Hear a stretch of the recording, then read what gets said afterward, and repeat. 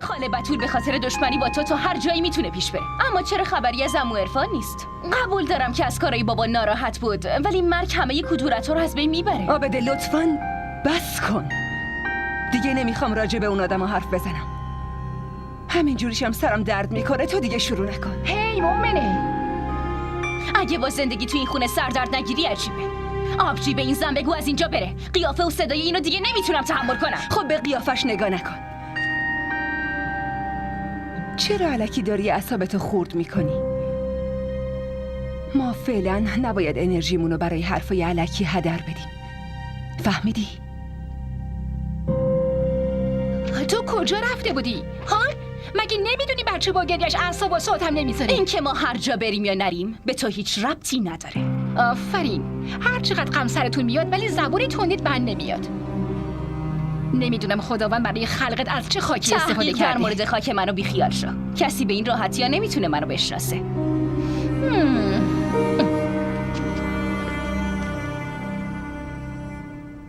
تو این اوضاع بعد تیکایی تو تمومی نداره نه؟ هر چقدرم تیکه بندازم ولی بازم حریف این زن نمیشیم.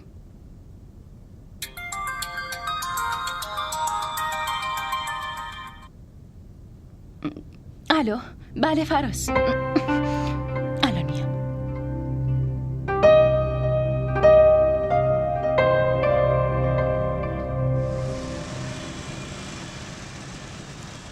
فیلم های دوربین مداربسته که برسه اون وقت راحت میتونیم شناسایی کنیم. من باید کار پیدا کنم فراز. من مشکلات مالی شما رو درک میکنم، ولی من نمیخوام تو یا مومنه کار کنین. خب پس چی کار کنیم؟ از شما کمک بگیریم بعد مدیونتون بشیم. 7 نسلمون بهمون میخندن.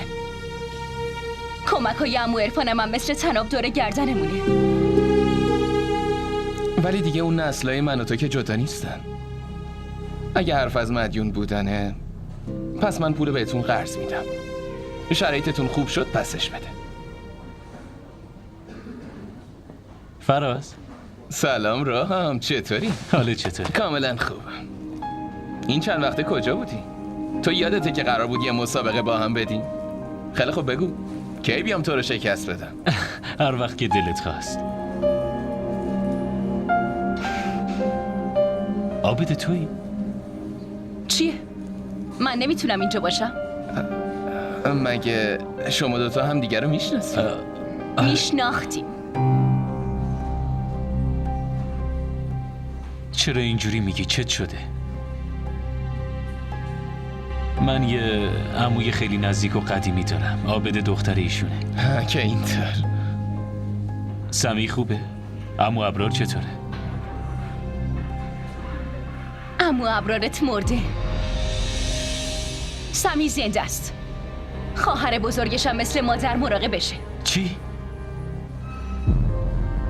تو چی داری میگی؟ تو چرا به ما خبر ندادی؟ تلاش کردیم بهتون خبر بدیم. آبجی بهتون زنگ زده بود ولی اون روز نامزدیتون بود. من گوشیمو اینجا گذاشته بودم، کسی ندیده؟ آره، انگار گوشیت همینجا بود و فزه پیداش کردش. میبینی؟ اگه من به جای فزه بودم حتما همه پیاماتو چک میکردم.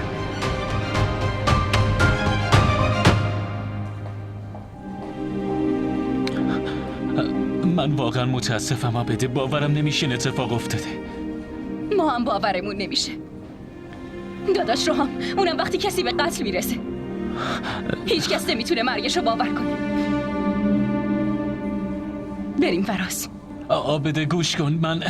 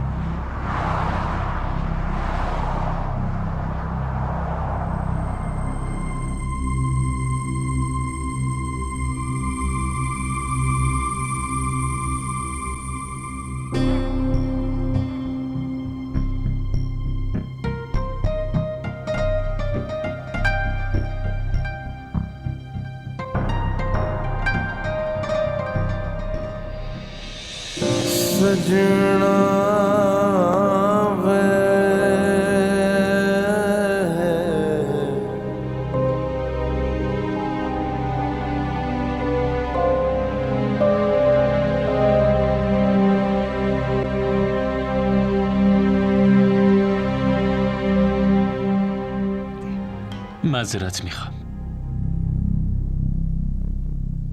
من حتی کلمه‌ای ندارم که از خودم دفاع کنم. من هیچ وقت فکرشو نمی کردم که توی دوره از زندگی خودم رو اینقدر ناتوان احساس کنم. ولی اینا همش تقصیر توه. گفتم این زندگی ماست. تصمیم این زندگی رو ما باید بگیریم، اما نه. تو هیچ وقت به فکر خوشحالی و خواستای من نبودی. این خواسته ای که گفتین شما باید از زندگیتون حذفش کنین. بدون خواستم میشه زندگی کرد، ولی زندگی بدون احترام غیر ممکنه. تو خیلی تنها شدی نه؟ من خیلی نگرانتم. نه، تنها نیستم. سمی هست، عابده هست. مسئولیت این دوتا با منه. بعد اینکه بابا ما رو تنها گذاشت، حتی فکرشم نمیتونم بکنم که ولشون کنم. شاید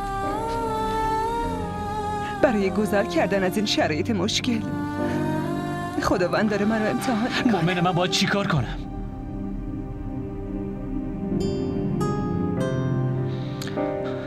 لجبازی تو منو شکسته. تو اصلا میدونی که من بدون تو چقدر تنها شدم. همه چی برای زنده بودن دارم، ولی حس زندگی من پیش تو مونده.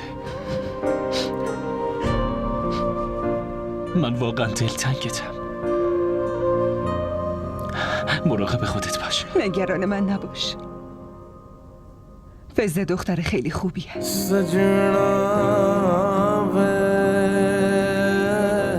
خیلی دوستتون خواهد داشت. همه خوبن، فقط این منم که بدم. یکی مراقبم باشه یا نه چه فرقی میکنه؟ درد بے انتہا پل پل میں لمحوں میں ہے کیسے بھلاؤں میں تجھے عکس تیرا ہی جانا نیندوں میں سپنوں نے ہے کیسے بتاؤں میں تجھے تم دور ہوئے مجبور ہوئے ہم کیسے کریں یہ درد بیاں ریزہ ریزہ سب خواب ہوئے چھم چھم برسے پیاسی اکھیاں